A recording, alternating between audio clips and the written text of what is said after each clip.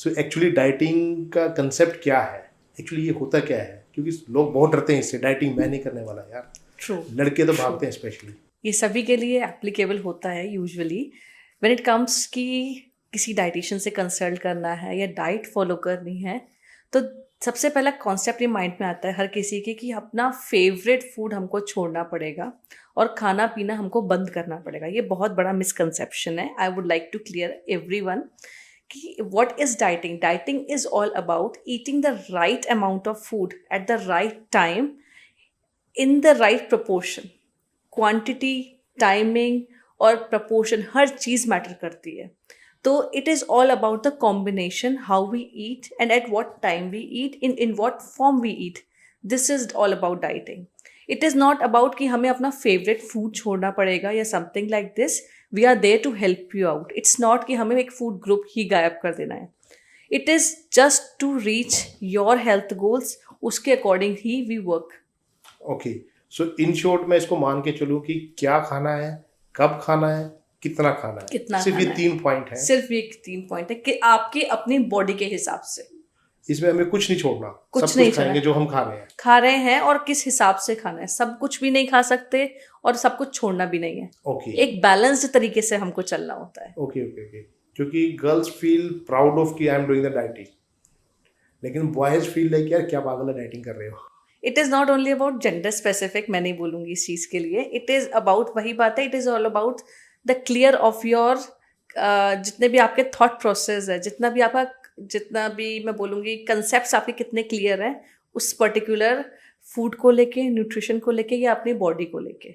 तो हम ये बहुत जेंडर स्पेसिफिक भी नहीं हो सकते, but it is all about कि हमारे पास कितनी अंडरस्टैंडिंग है अपने खाने पीने को लेके। और दूसरा, हमारे घर में एनवायरनमेंट कैसा है, हाँ ऑब्वियस वो बहुत ज़्यादा इम्पोर्टेंट है। Yes yes. कि हमारे घर में कितना ज़्यादा, अगर घर में सभी लोग हैं तो कितनी जंक ईटिंग हैबिट्स हमारी कैसी हैं, या फिर घर में किस तरीके के खाने को प्रेफरेंस की जाती हैं। एक एग्जांपल लेती हूँ।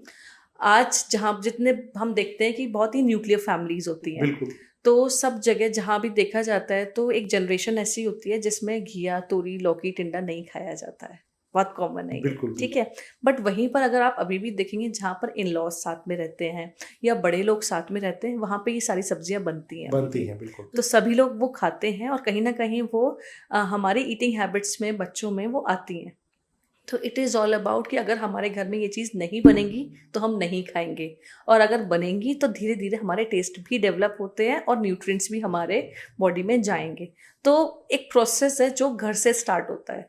तो वो हम किस तरीके से मैनेज करते हैं, we have to learn this, और इसका इंटरेस्ट क्रिएट करना पड़ता है। आई अंडरस्टैंड हर किसी में वो नहीं होता है, Obviously. बट वो अगर आपको अपनी हेल्थ ठीक रखनी है तो ये बेसिक अंडरस्टैंडिंग का बिल्ड करना हर किसी घर में बहुत ज़रूरी है। तो एक नॉर्मल इंसान के लिए आइदर ही इज वेजिटेरियन और non vegetarian, irrespective of that, एक बॉडी की क्या रिक्वायरमेंट रहती है? आप क्या सोचते हो कि मतलब किस टाइप का फूड उस इंसान को खाना चाहिए एक जनरल लेवल पे? एक बहुत बेसिक गाइडलाइंस है जो हमारे ICMR और NIN ने ऑलरेडी सेट की हुई हैं, ठीक है। वो एक एज ग्रुप के हिसाब से होती है, जेंडर स्पेसिफिक के हिसाब से होती हैं। तो डिपेंड करता है हमारा एक गोल क्या है उसको लेके। और दूसरा, अगर हम मेजरली बहुत मोटा मोटा अगर मेरे से पूछा जाए, अगर हम अपने बेसिक फूड ग्रुप्स को इंक्लूड करेंगे अपने मील्स में, basic food groups, cereals and pulses, legumes हमारे आ जाएंगे, मिल्क प्रोडक्ट्स आ जाएंगे, फ्रूट्स एंड वेजिटेबल्स, इनकी क्वांटिटी हम सबको ज़्यादा रखनी होती है। और जो हमारे शुगर है, फैट्स है, ऑयल्स है, इनकी क्वांटिटी हमें कम रखनी होती है।